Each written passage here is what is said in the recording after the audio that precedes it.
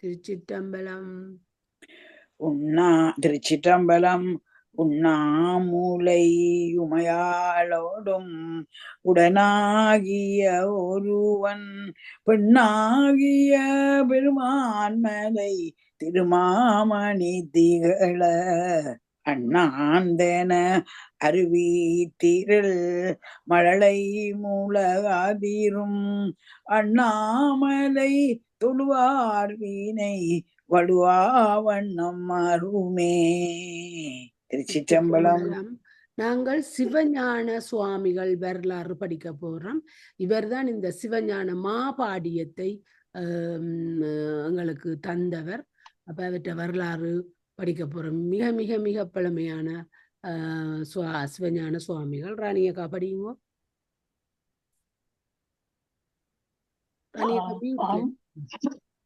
பாண்டிவள நாட்டிலே பொதியமலைச்சாரலிலே பாவநாசம் என்னும் திருப்பதியை சார்ந்த விக்கிரமசிங்கபுரத்திலே அகத்திய மாமுனிகளத்தை 7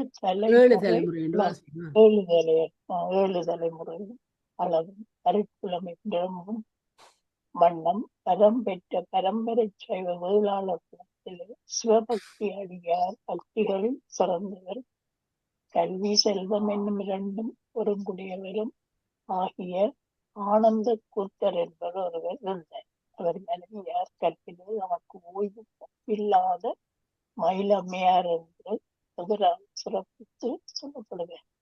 அவரது திருவயிற்றிலே 7வது தலைமுறையாக தமிழ்நாடு செய்த தவத்தானே ஒரு சற்புத்திரர் உருவாதாரம் செய்து முக்களாலிங்கர் என்னும் பிள்ளை திருநாமம் சாத்த பெற்று ஒழுக்கம், அன்பு, அருள் முதலிய நற்குணங்களோடு வளருவார் ஆயினார். பின்பு முக்களாலிங்கர் 5 பிராயத்திலே கொஞ்சம் ராணியக்கா, கொஞ்சம் நீங்கள் ஒரு ஸ்லோவா படிக்கிறது ஒரு இரகசியம் கதைக்கிற மாதிரி இருக்கு. வடிவத்தை நான் ஒருக்கா படிக்கட்டே விளங்க கேட்கிறவைக்கு இது விளங்காது. நான் ஒருக்கா படிக்கிறேன். சிவஞான சுவாமிகள் வரலாறு. பாண்டிவள நாட்டிலே பொதிய மலைச்சாரலிலே பாவநாசம் என்னும் திருப்பதியை சார்ந்த விக்கிரமசிங்கபுரத்திலே அகத்திய மாமுனிவரிடத்தே 7 தலைமுறை அளவும் அருட்புலம் நிரம்பும் வண்ணம் வரம் பெற்ற பரம்பரை சைவ வேளாளர் குலத்திலே சிவபக்தி அடியார் பக்திகளில் சிறந்தவரும் கல்வி செல்வம் என்னும் 2 ஒருங்குடையவரும் ஆகிய ஆனந்த கூத்தவர் என்பவர் ஒருவர் இருந்தார். அவர் மனைவியார் கற்பிலே தமக்கு உயர்வு ஒப்பில்லாத மயிலம்மையார் என்ற இவராலும் சிறப்பித்து சொல்லப்படுவர். அவரது திருவயிற்றிலே 7வது தலைமுறையாக தமிழ்நாடு செய்த தவத்தானே ஒரு சற்புத்திரர் திருவவதாரம் செய்து முக்காலலிங்கர் என்னும் ஒரு பிள்ளை திருநாமம் சாத்த பெற்று ஒழுக்கம், அன்பு, அருள் முதலிய நற்குணங்களோடு வளர்வார் ஆயினர். பின்பு முக்காலிங்கர் 5 பிராயத்திலே பிதாவினாலே வித்தியாரம்பம் செய்விக்க பெற்று பள்ளிக்கூடத்தில் அமர்ந்து கற்பார் ஆயினர். அங்கனம் கற்கும் காலத்தில் திருவாவடுதுறை ஆதீனத்திலிருந்து சிவஸ்தல யாத்திரையாக புறப்பட்ட சில முனிவர்கள் விக்கிரமசிங்கபுரத்து வீதியிலே சென்றார்கள்.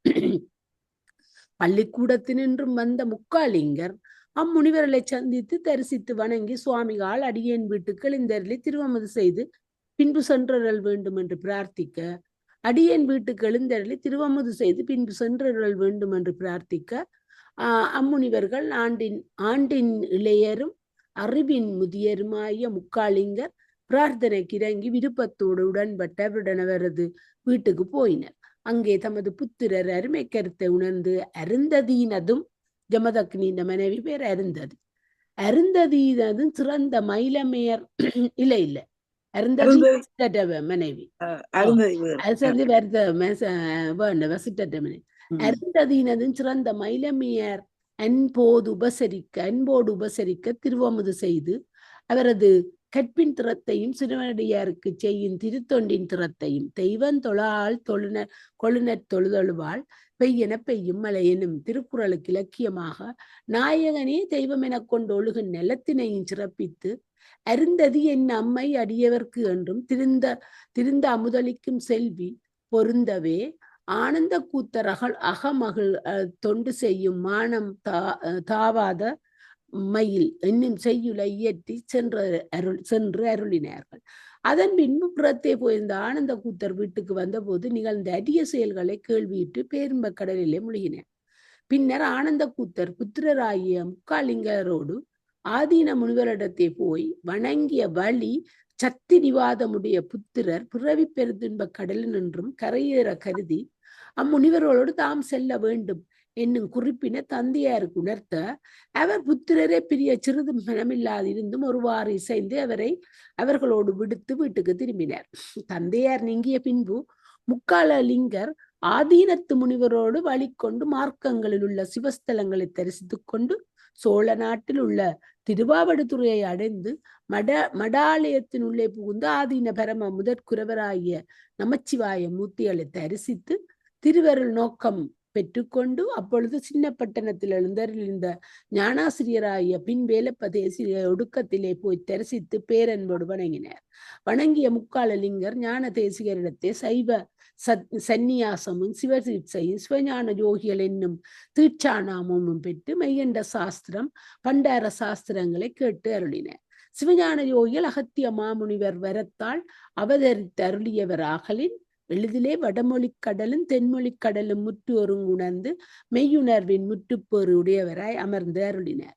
வேலப்ப தேசிகர் சிவஞான யோகிகளுக்கு மெய் உபதேசம் செய்தருளிய ஞானாசிரியர் என்பது எவ்வகோட்படுபொருளும் அஞ்செழுத்தின் அடக்கி அவ்வியற்றியல்பு காட்டி மெய்வகை அஞ்சு அவத்தையின் நிக்குமுறை ஓதுமுறை விளங்கத் தேற்றி அவ்வெழுத்தினுள்ளீடும் அறிவித்து சிவபோகத்து அழுத்தினாயேன் செய்வினையும் கை கொண்ட வேலப்பதேசிகந்தால் சென்னி சேர்ப்பாம் என காஞ்சி புராணத்தில் கூறியவற்றால் இனிது விளங்கும்.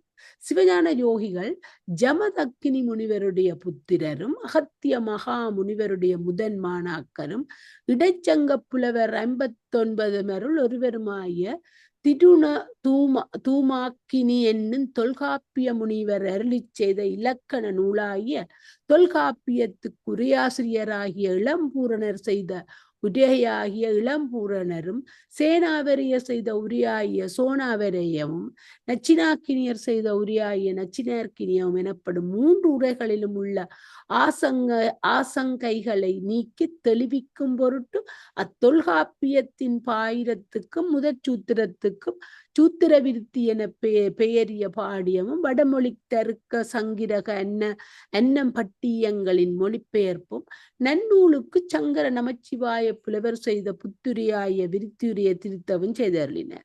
இவர் 3 திராவிட மாபாடியத்துக்கு அங்கங்கள் எனப்படும்.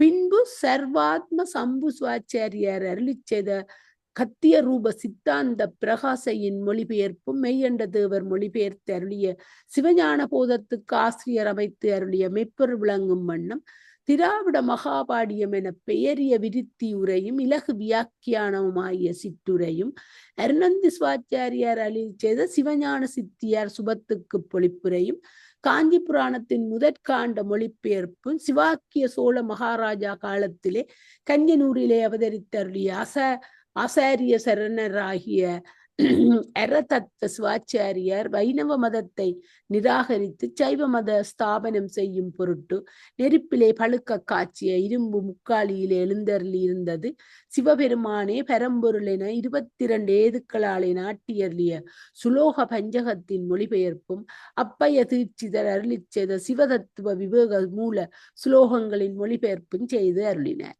பின்பு பெரும்பாலும் உண்மை நாயன்மார் சரிதம் முதலியவற்றை தழுவி பூர்வார்த்தமும் அதற்கு எடுத்துக்காட்டாக திருவள்ளுவ நாயனார் திருக்குறள் உத்தரார்த்தமுமாக கொண்டு சோமேஸ்வர் மீது முதுவழி மொழி வெண்பா ஜமக ரூபமான திருவேகம்பர் அந்தாதி திருக்குரூபமான திருமுல்லை வாயில் அந்தாதி குளத்தூர் 18 அந்தாதி, கைலசை 18 அந்தாதி, இளசை 18 அந்தாதி, கச்சி ஆனந்த ருத்ரேசர் பதிகம், திருவேகம்பர், ஆனந்த களிப்பு, செங்கழுநீர், விநாயகர் பிள்ளைத்தமிழ், அமுதாம்பிகை பிள்ளைத்தமிழ், செப்பறைப்பதி, அகிலாண்டேஸ்வரி பதிகம், மேர்கழி திருவாதிரை உற்சவத்திலே தேவாரம் முதலிய அருட்பாக்கள் ஐந்தும் திருக்காப்பிடப்பட்டு திருவம்பாய் என்னும் திருவாசக திருப்பதிகம் ஒன்றுமே ஆன்மார்த்த பரார்த்த சிவபூஜா காலங்களில் ஓதப்பெற்று வரும் சம்பிரதாயத்தால் நித்த நியம மந்திரமாக திருத்தொண்டர் திருநாமத்தை ஓதி உய்ய வேண்டுவோர் கருத்துடை தடையுறாவண்ணன் திருத்தொண்டர் திருநாமக்கோவை ஆதி பரமாசாரியாராகிய நமச்சிவாய மூர்த்திகள் மீது மாலை முதலிய பிரபந்தங்களை செய்து அருளினார். பின்பு மரபு அட்டவணை என பெயர் பெற்ற திருவாவடுதுறை ஆதீன சம்பிரதாய கட்டளையை தர்மபுர ஆதீனத்தார் மறுத்து எழுதியதற்கு மறுப்பின் மறுப்பு என ஓர் கண்டனமும், காஞ்சிபுரத்தில் யாத்திரையாக வந்தி அருளிய திருவண்ணாமலை ஆதீனத்து பண்டார சந்நிதிகள் சிவஞான சித்தியாரில் என்னை இப்பவத்தில் சேரா வகையெடுத்து என்னும் செய்யுளில் எடுத்து என்னும் சொல்லுக்கு பொருள் என்ன என்று தம் ஆதீனத்து ஞான பிரகாச முனிவர் இயற்றிய சிவசமவாத உரையின் உயர்வு தொனிக்கும் வண்ணம் சிவஞான யோகிகளிடத்தே வினாவிவித்த பொழுது எடுத்து என்னும் சொல்லுக்கு சிவ சமவாத உரை மறுப்பு என ஓர் கண்டனமும், அதன் மேற்பிரதி கண்டனம் உண்டாய வழி மேன்மறுத்த மறுப்பு குதர்க்க உரையாளரால் போலப்படாதவாறு எடுத்து என்னும் சொல்லுக்கிட்ட வைரக்குப்பாயம் என ஓர் கண்டனமும், சிவஞான சித்தியாருக்கு ஞான பிரகாச முனிவர் இயற்றிய உரை முற்றும் போலி உரை என விளக்க சிவசமவாத உரை மறுப்பு என ஓர் கண்டனம் செய்தருளினார். பின்பு கம்பராமாயண காவியம் ஒன்றுமே தமிழில் சிறந்திருப்பது என செருக்கோடு கூறிய காஞ்சிபுரத்து வைணவர்கள் வாயை அடைக்க கருதி அக்கம்பராமாயணத்தில் நாந்தி செய்யுளாய நாடிய பொருள் கைகூடும் என்னும் பாட்டு முற்றும் குற்றமே என சங்கை செய்த வழி அவ்வைணவர்கள் அச்சங்கைக்கு உத்தரம் சொல்ல இயலாமல் வருந்தி தெரியாது பிரட்டினோம் என சொல்லி வணங்கி துதித்த வழி சிவஞான யோகிகள் மகிழ்ந்து உத்தரங்கூறி அவ்வைணவர்களை உவப்பித்து அருளினார். அச்சங்கை உத்தரங்களை வரைந்த நூலுக்கு கம்பராமாயண முதற்செய்யுள் சங்கோத்தர விருத்தி என்று பெயர் வழங்கி வருகிறது. பின்பு திருவாரூர் வைத்தியநாத நாவலர் இயற்றிய இலக்கண விளக்கத்தில் எழுத்ததிகாரம், சொல்லதிகாரம் முதலியவற்றில் உள்ள வழுக்களை வெளியிட கருதி இலக்கண விளக்க சூறாவளி ஒன்று செய்தறினார். பின்பு சிவஞான சுவாமிகள் திருநாவுக்கரசு நாயனார் கடலில் நின்றும் கரையேறிய திருப்பாதிரி புலியூரில் யாத்திரையாக எழுந்தருளி இருக்கும் காலத்திலே சுவாலயத்தின் கண்ணே சில வித்துவான்களும் பிரவுக்களும் கூடிய சபையில் ஒரு பிரபு 100 பொன்னை கிளியாக கட்டி வைத்து கரையேற விட்ட முதல்வா, உன்னை அன்றியும் ஒரு கதி உண்டாமோ என்று ஈட்டடி எடுத்து கொடுத்து செயலை பூர்த்தி செய்பவர் இப்பொற்குழி எடுத்துக் கொள்ளலாம் என்று சொன்னார். அந்நிகழ்ச்சியை சுவாமி தரிசனத்தின் பொருட்டு சிவாலயத்துக்கு எழுந்தருளிய சுவாமிகள் அறிந்து ஒரு ஏழை பிராமணனை நோக்கி அப்பொற்குழி எடுத்துக்கொள்ளும்படி கட்டளையிட்டு வரையேற விட்டமுதம் சேந்தனிட அருந்தினவை வல்லினம் என்றாலும் உரையேற விட்ட முதலாகுமோ என சித்தன்று உரைக்கில் என்னாம் நரையேற விட்ட முதலானவனா கொண்டு நறும்புலிசை மேவும் கரையேற விட்ட முதல்வா, உன்னை அன்றியுமோர் கதியுண்டாமோ என்று செய்யுளை பூர்த்தி செய்து அருளினார். இங்கனம் உலக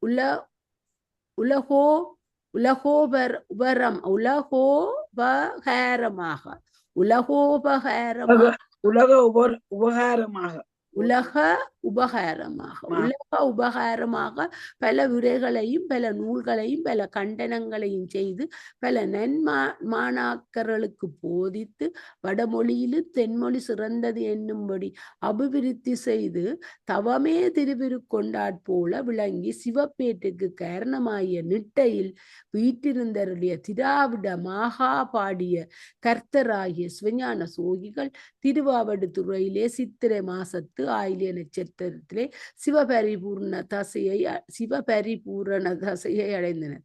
சிவஞான சுவாமிகள் திருநட்சத்திரம் மண்ணும் விசுவா வசுவரிடம் மேடமதி உன்னிரவி நாட்பகல் ஓது ஆயிலியம் பன்னும் திருவாளன் எங்கோன் சிவஞான தேவன் திருமேனி நீங்கு தினம். இவ்வாறு சுவாமிநாத பண்டித இந்த வரலாறு சுவாமிநாத பண்டிதர்களால் இயற்றப்பட்டது. ஓம் நம சிவாய, ஓம் நம சிவாய. ஓம் நம